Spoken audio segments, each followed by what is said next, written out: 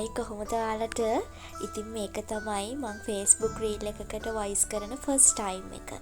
ඔයාලත් එක්කන් අද මං ෂෙයා කරගන්නේ මම ගියපු ගොඩක් අනුහස් තියෙන පන්සලක් ගැන. මේ අපේ අම්මගේ උපන්දිනයේ දවසේ තමයි අපි මේ මහා සංඝරත්නය උදෙසා මේ දීපු දානයක වීඩියෝ එකක් ඕගොල්ලොත් එක්ක ෂෙයා කරගන්නේ. ඉතින් මම මෙතනින් කතාව පටන් ගන්නම්. මේ පන්සල තියෙන්නේ අඹේ පුස්සේ.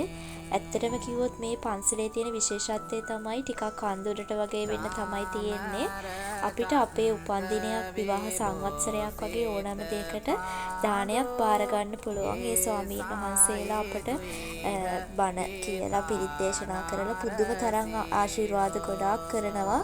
ඉතින් විශේෂම දේ තමයි මේ පන්සලේ නාථ දෙවියන්ගේ ඇල්ම බැල්ම ගොඩාක් තියෙන තැනක්. ඒ වගේම හිතන පතන හැම දෙයක්ම ගොඩාක් හොඳින් ඇත්තටම ඉෂ්ට වෙන තැනක්.